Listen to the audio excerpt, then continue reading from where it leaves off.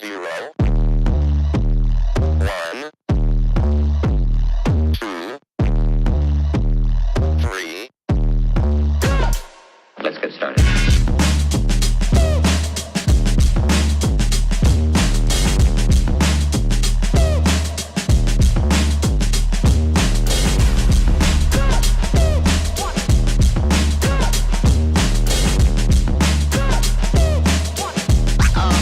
Oh, that's real good.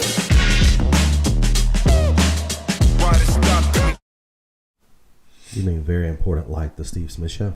Not that important. Welcome to the Steve Smith Show, Westbrook Christian Football. Jerry White, what's up, man? You know, I'm just here hanging out with the old ball coach. Coach, congratulations on a successful homecoming. Just the whole endeavor, I hear, was just fantastic. Good night for us. It's a good night, good week. Threw people off at the 6 o'clock kickoff, though. Yeah, including my own son, who got there at 7.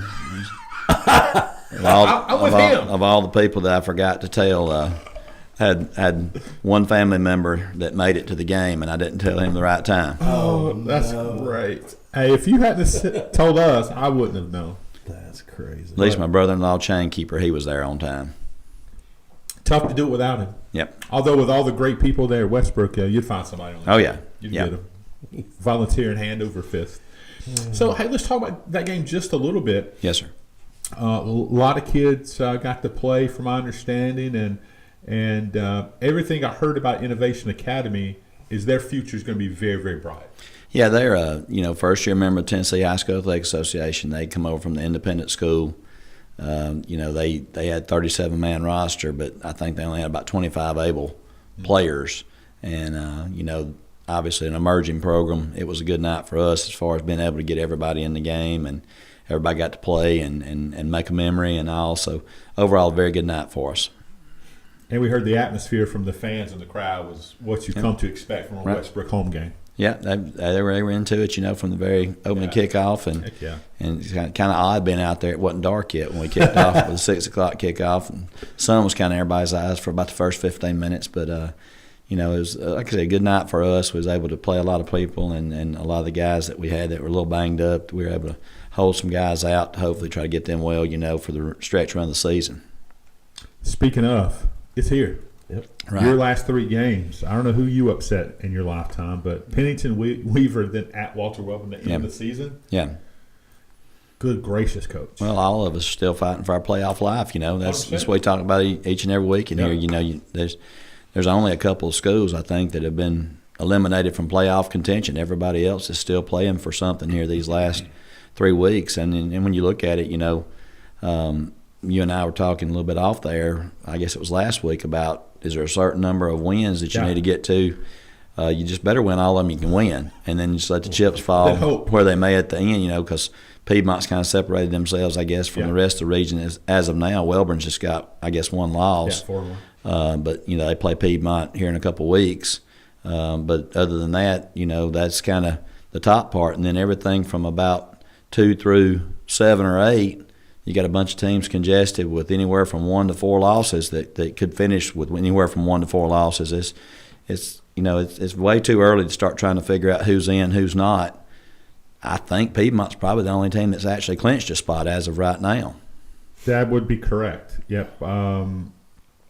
This week, Wellborn can earn a spot with a victory. What spot? That's still up in the air. But it's you made a comment early on. Hey, Glencoe was going to beat some people, right? Yeah. And they got a track last week. They had a very good game plan, and their freshman Alex Hudson had a 3-touchdown night, played very, very well. And you said that a team like that is going to impact who makes the playoffs. Right. And I think everybody in our region has at least 1 region win now. Is that correct? That is correct. And then you had Weaver last week knocking off Locust Fork, who only had 1 loss. I'm not sure what everybody's record is, but, Weaver's still playing for a playoff berth. Ohatchee's still alive. We're still alive. Obviously, Wellborn, Locust Fork, J.B. Pennington.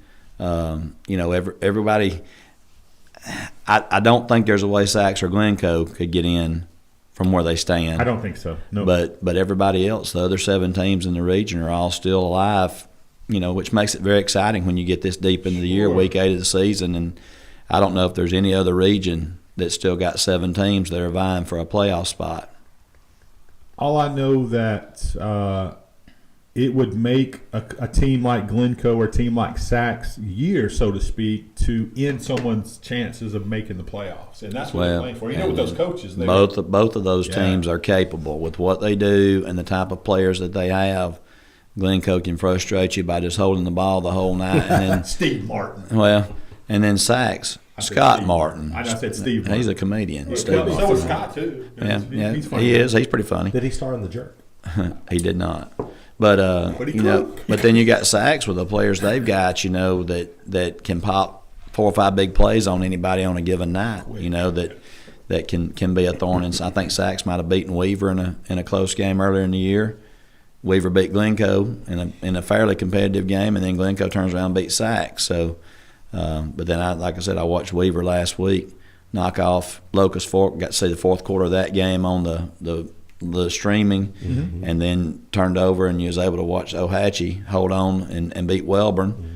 And so we did a lot of football watching once we got back in the field house. Most all the other games were just coming out of halftime when we were over with. So benefit of kicking off at 6 o'clock. That's right. We had all the streamings and all the local platforms pulled up. We had games on 2 different phones and 1 television. That's awesome. Hey, Carrie. She says, "Go Warriors." Go Warriors. Go ahead, Jeff. What do you? We're getting ready for the playoffs, right? Or to make a playoff run, a bid for it, right? To get in. What do you feel like Westbrook needs to do better to improve to make this run successful? We need to get off to good starts. We don't want to play from behind. That's for sure. Everybody that we play, though, the remainder away, starting this week with Pennington. Pennington is very, very good. I think people look at their record and they say, well, they lost 3 region games. Well, they lost to the top 3 teams in the region right now. If you look at their losses, they were to Piedmont, Locust Fork, and Wellborn. Mm-hmm. So, and injuries and things like that's part of the game. But even Coach Smith at Wellborn told me, he said, we saw a different Pennington team than everybody else because their quarterback and one of their other good skill players didn't play against Wellborn. That was a 34-24 game.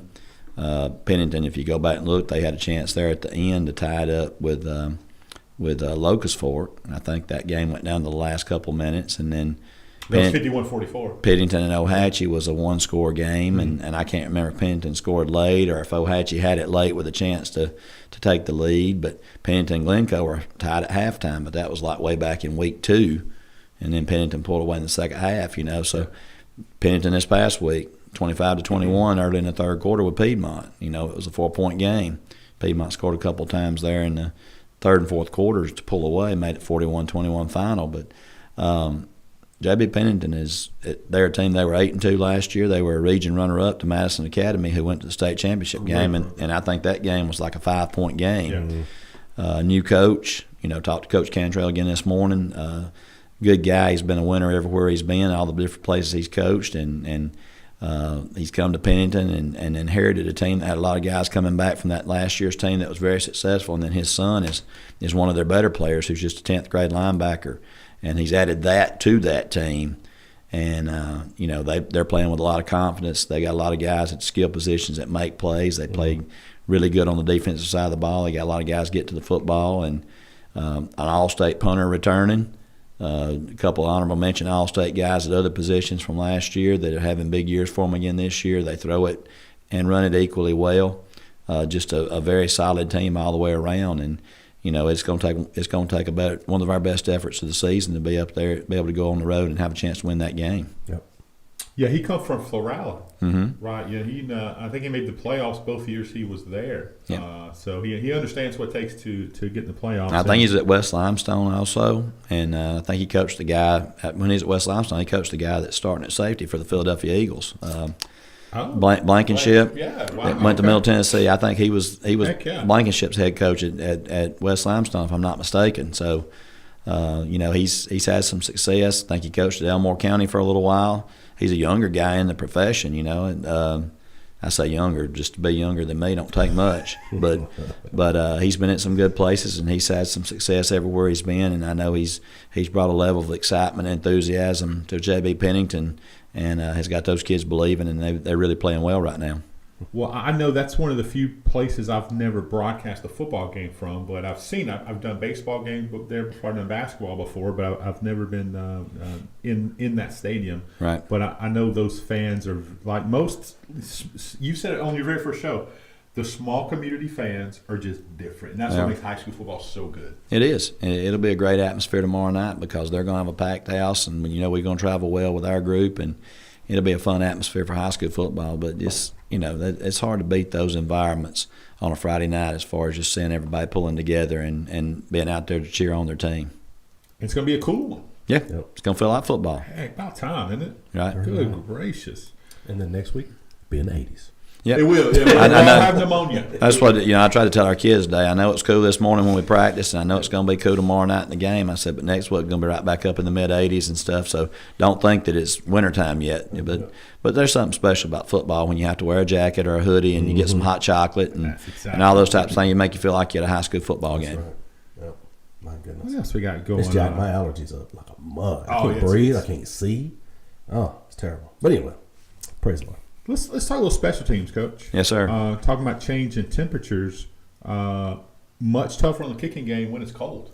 I don't know how many people teach that or coach that. I don't know how to coach that, but I told Reed today he was kicking like he was cold this morning. His foot was cold and football was harder than it normally is as cold, so I was calling him tenderfoot today. Old tenderfoot barber. Huh? But can't say enough about old Reed and the job he's done for us this year. Just one of our coaches went back and figured up, I think 20 of his last 24 kickoffs have been touchbacks. That's so strong. A couple out of bounds and a couple that we had him squib or pooch or whatever just on purpose. But he's done a great job for us, and I think he's 7 out of 8 on field goals on the year. Like I said, I don't want to throw the stats out there to put a jinx on him or whatever, but just really been a big weapon for us in the kicking game. But I did tell him this morning he looked like he was cold. He need to toughen up a little bit. So he's going to be out there kicking tomorrow night, no shoe. He's going old school. Freezing football, put in the refrigerator. Yeah, that's so funny. Favorite time of year has to be high school playoff time. It's just something about it. Right. It's different. Right. Different. Every play, it seems like it means more. SEC. Well, in your region, it certainly is.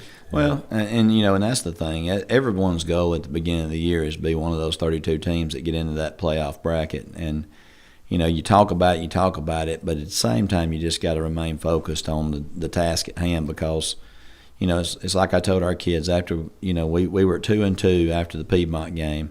Mm-hmm. And I said, guys, I'm looking at this schedule. I mean, we legitimately could be anywhere from 8-2 because I don't think there's anybody on the schedule that we can't beat. Mm. And we could be 2-8 because I don't think there's anybody on the schedule that can't beat us. I said it's and anywhere in between. I said it's really one of those situations to where every game the rest of the way is kind of a toss-up. Who gets the breaks, momentum, injuries, all kind of things play into each particular Friday night. But you win the Ohatchee game 2 weeks ago. Well, all that really did was if us and Ohatchee wind up tied for a spot, it gave us a leg up on a tiebreaker. It did not knock Ohatchee out of the playoffs, and it certainly did not put us in the playoffs. And it's going to be the same way this Friday night at Pennington. If you win the game at Pennington, the winner's not in and the loser's not out. There's still 2 more weeks of region play to go, and that's what's going to make it so interesting. Is it legitimately our region is not going, at least the who's in, and then the order in which people are in, and will not be determined until week 10. I agree with that. And there's a lot of things that can happen over the next 3 weeks, and we've got some momentum going from winning our last 3 games, but that momentum from winning the last 3 games is momentum, but it has nothing to do with the last 3 games. And if we don't go out there and play Friday night at Pennington, we'll get beat. If we don't go out and play the next week, we'll get beat. If we don't go out and play week 10, we'll get beat. And that's just something that I can't really ever think of being in a region to where there was going to be so much uncertainty going all the way through week 10. So let's take it back a little bit to your first playoff coaching.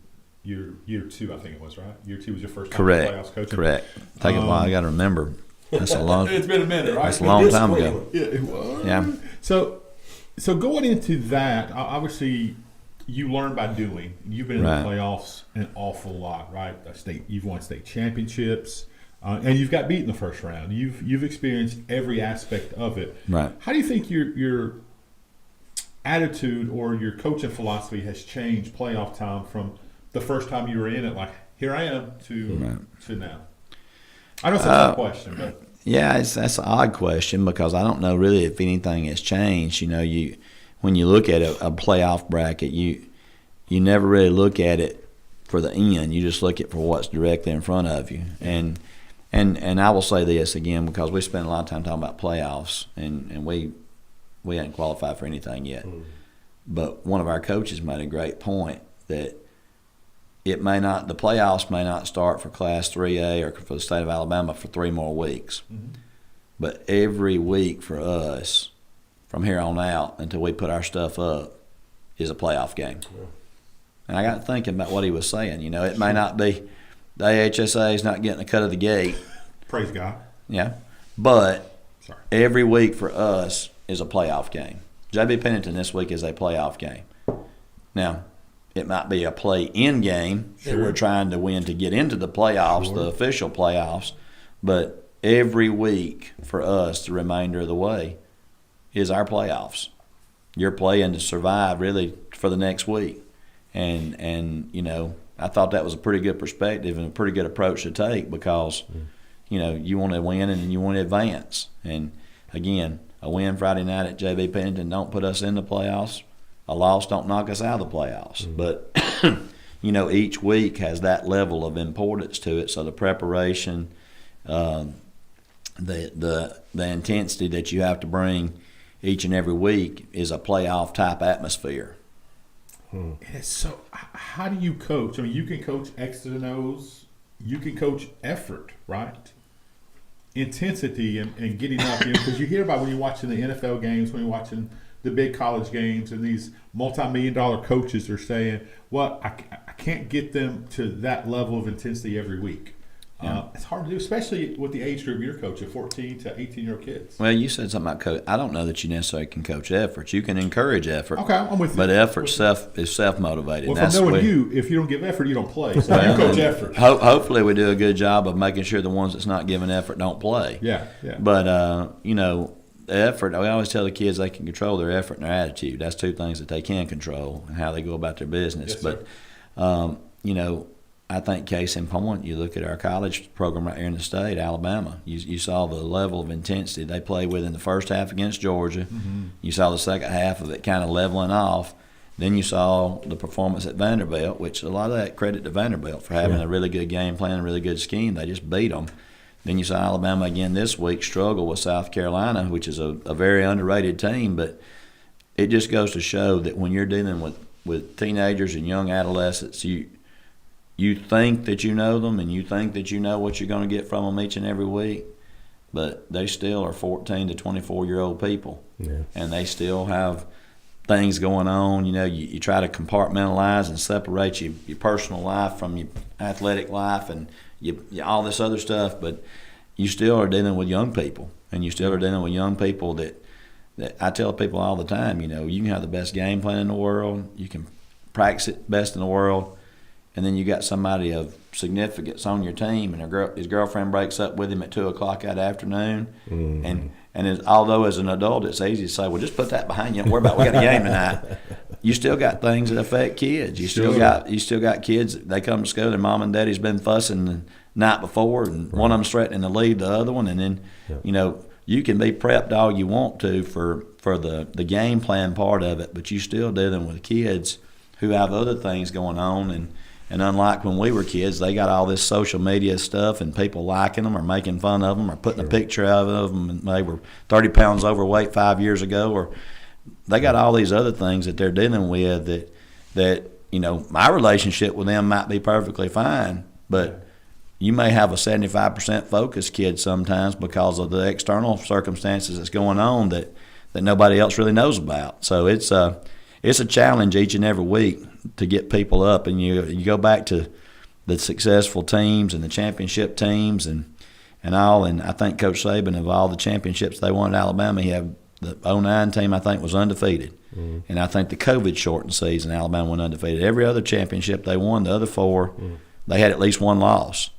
And you go back, there's a reason why there hadn't been an undefeated team in the NFL since 1972. 72 Dolphins was the old last undefeated team that just run the table. The teams that I've been on before that have been parts of championships, whether it was in college at Jacksonville State or the time at Piedmont, or I think we had one undefeated team. I think the 16 team at Piedmont went 15-0. But just it's so difficult to run the table, and then for some people like us that were trying to get to that level, then obviously you're going to have times where you just run into somebody that's better than you, and then when you're at the top, you're getting everybody's best effort. Alabama's going to get Vanderbilt's best effort. They're going to get South Carolina's best effort. They're going to get Missouri's best effort. That when you're kind of the guy that's on the top, you're getting everybody's best. And then when you're not on the top, you may be playing over your head 3 out of 4 weeks. But that 4th week, when you run that 4th straight opponent that's just better than you, then your best effort sometimes is not good enough. So it's very difficult to get young people up week after week after week and have them play and produce at the highest level. It's refreshing to hear a high school football coach talk like that. And let me tell you why. You've been around it all your life. You've done it. You played it. You played it at the next level. You've got a lot of success as a coach and a player, as a dad, as a husband, as a teacher. Jerry and I have had to remind ourselves, and even remind other coaches, bro, you're just a high school teacher that coaches football. Right. And your job is to impact students. Right. Yes, you guys get paid more than anybody else in the school system other than superintendent and central office people.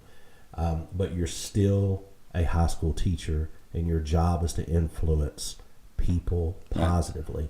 Right. And you saying you forget about what these kids go through at home. Yeah. Right. Forget what they go through in life. You've got to deal with that. You've got to manage that because, 98%, 99% of your kids are not going to go play college football. Exactly. But they are going to go be dads. They're going to go be workers. They're going to be somebody's husband. Yep. And that's your job. And I love to hear that. And I know that's a passion of yours because you want to build these young men's character. And I love that. And I'm just saying that on behalf, no reason to respond. I'm just saying thank you for being that type of person.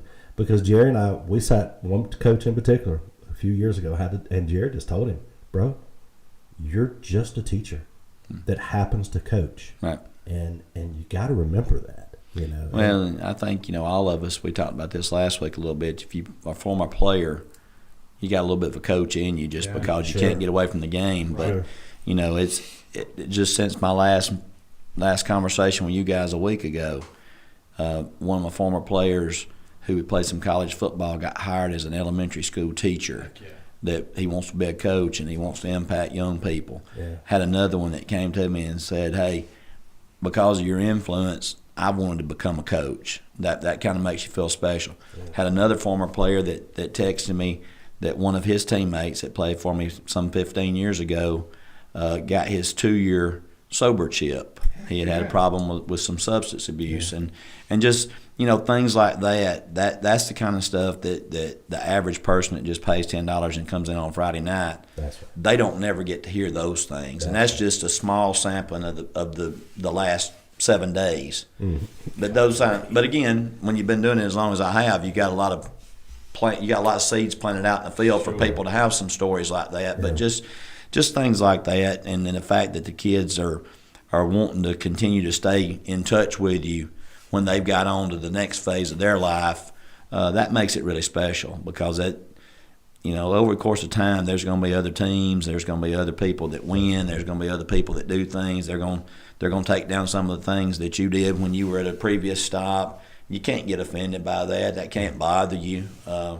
Those kind of things, that's just part of the comings and goings of coaches. But those types of things, when you hear from those former players and you hear things like that's the kind of stuff that makes you really proud. That's the difference. Yes, sir. That's the difference. It is the difference. That's good. And I know you, getting to know you over the last 2 years, that you put that above your state championships because that's why you do that. That's why you particular coach. That's why not every coach isn't the same. Nope. And we know a lot of it, but we know without a shadow of a doubt, you do things for the right reasons, and you're excited. You wanted to make an impact and be impactful in a positive way for.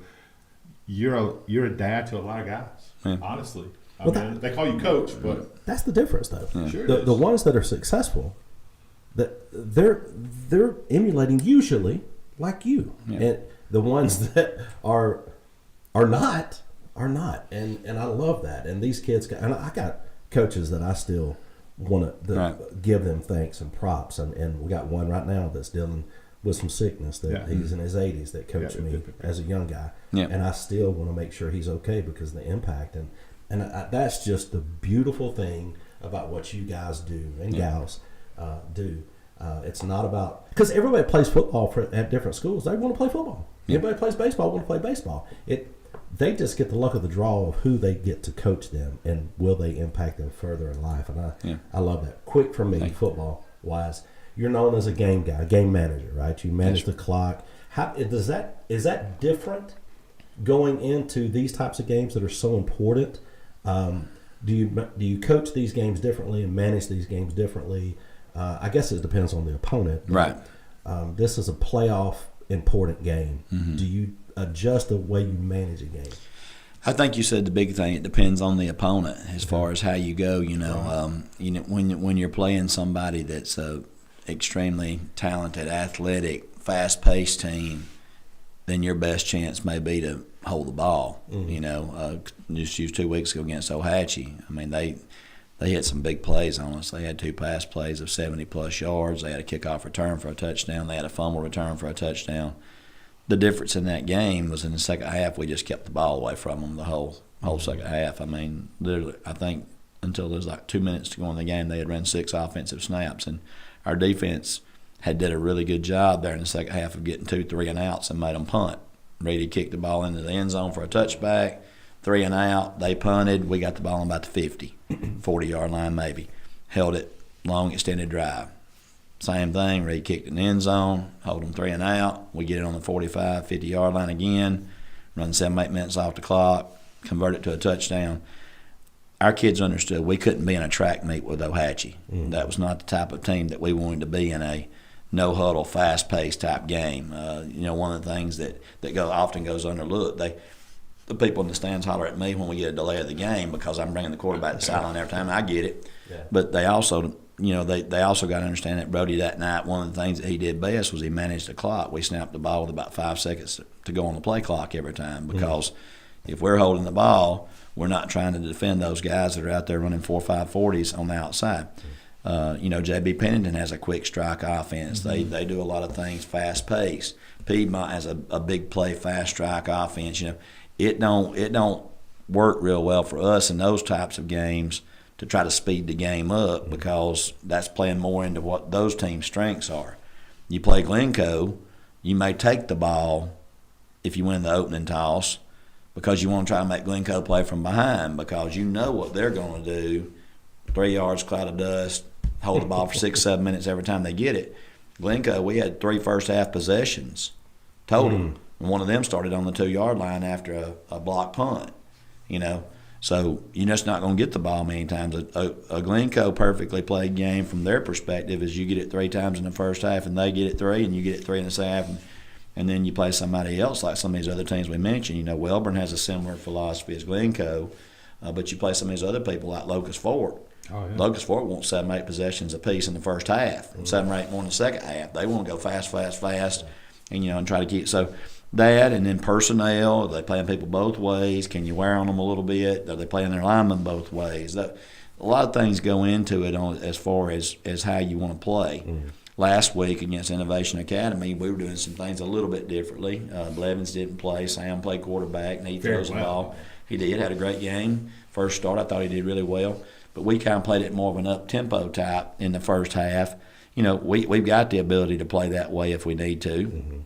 But it gave us an opportunity to play that way because we were at a little bit of a manpower advantage, our roster versus their roster size, and how many people they were having to play both ways. We felt like, hey, let's go out and try to play fast here in this game and see if we can't wear them down a little bit. So I think it goes to answer your question. I know I did a lot of talking to answer it, but it really more or less is dictated by what our strengths are, number one, and then what type of opponent we're playing, and then, having the ability to use the offense, defense, kicking game working together. Locust Fork, I keep going back to the Locust Fork game. That was a long time ago. Yeah. But they onside kicked every time they scored against us. We were fortunate that night. We recovered all of them.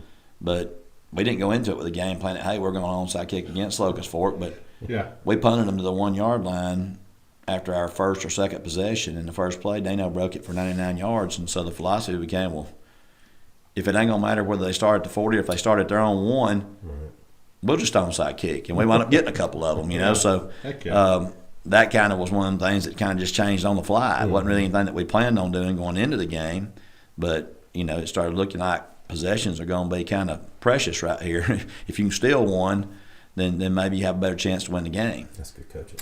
Yeah, last thing for me, Coach, how important is it for Sam to get that much playing time as a freshman, and the fact he played so well that had to build some confidence? Yeah, well, and your quarterback's only one hit away from being your second string guy is one hit away from being your first string guy. Yeah, and so for the most of my coaching career, I've always tried to play my second guy as much as I could. A lot of years my second guy would start on the defensive side of the ball. Sometimes even in the secondary, because if it was your guy that you knew in the future was going to be your guy, you play him on the defensive side of the ball because he'd learn everything from the defense's perspective, and he already has a leg up on the offensive side. But, Sam's got a real talent to be able to throw the football. He's a little different style, but I really want to commend him on how much he's improved as a runner, because our quarterback is used a lot in our system as a runner, and he's improved tremendously in that area. But it was big the other night for him, to get some extra playing time and some extra reps with the first-team offense, because – he's one hit away from being the guy, and you don't want, when that moment comes, you hope it don't come. You always hope all your players can remain injury free. Sure. But if that moment does come, you don't want it to be a surprise that, hey, it's the first time I've been in a huddle with the first string. So we try to balance that out, even at practice. I mean, we were just talking this morning. We do 2-minute offense on Mondays and Thursdays. We do it with two groups. And I got him and Brody. I said, one of you, I don't even care. Y'all work it out, but one of you need to go with, because we do our 2-minute offense on air. We don't do it versus a defense. And I said, one of y'all needs to go 2 minutes with the ones on Monday and the other one on Thursday. I don't care who goes. And then we go with twos, then one of you needs to go with them on Monday and one of you needs to go with them on Thursday, so that you're getting every aspect of it, working with every particular group. Even something as simple as practicing a Hail Mary for the end of the game. One of you throw it on Monday, one of you throw it on Thursday, just so that you don't want to be in a position to where you got, it's in the game, we need to run Hail Mary. Sam ain't never done that before. So just trying to get them both reps of all those potential situations and him being able to get that with live game action. Of course, he's got it with, I think we've played 6 JV games, or 7 maybe. So he's got to get all those reps with their JV, but there's still something different about the level of competition from Monday night versus Friday night. And so I think it's always beneficial and handy to be able to get as many reps with guys in the first group. And at other positions outside of quarterback, you got a guy that you think, man, right now he's a JV inside linebacker. I'll just pick that position. He's a JV inside linebacker. And he does pretty good on Monday nights as JV inside linebacker, but then all of a sudden you put him in there on Friday night with the ones, and you realize, maybe we got a little something better than what we thought we had, because whether it's consciously, subconsciously, or whatever, a lot of times if you're in at mop-up duty with the 2s or the 3s, and the other team's got their 2s or their 3s in there, you don't see really what somebody can do. Because a lot of people are just sort of fitting in with the flow and the pace of the game. Sure.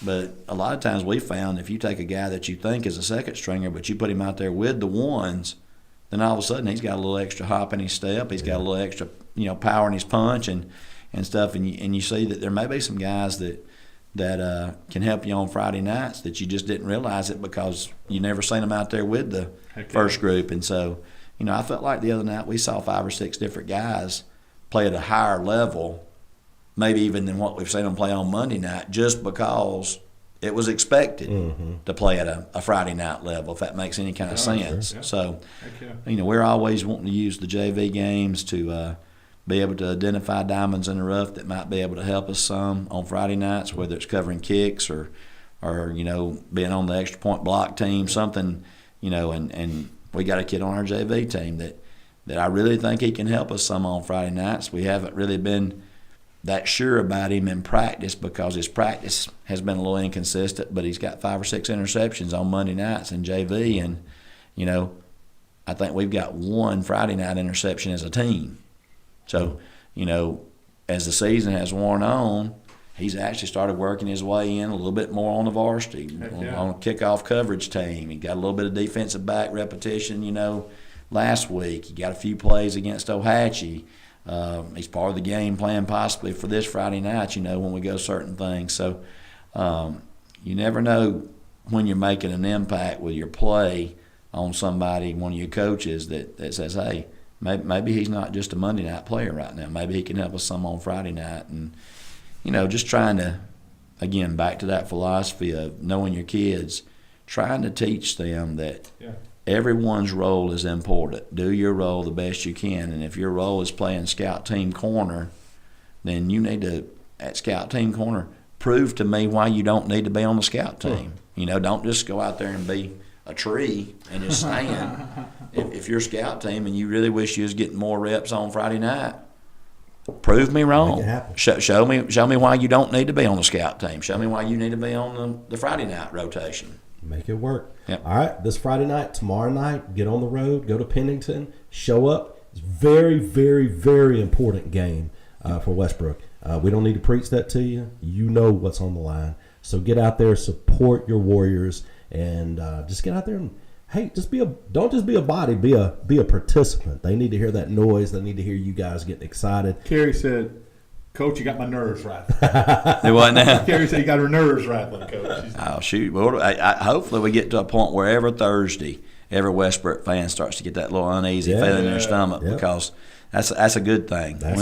When you're playing games in October and November that matter, that's a good thing. I hope we get to a point where every fan, every player's got a little bit of that nervous feeling in their stomach when October and November rolls around every year. That was my favorite thing. Good morning, Tim. All right, guys, be careful. You guys did you bring us back something from Wenzel's? That's all. Not Wenzel's. He didn't bring us back nothing. Nothing. Terrible. Hey,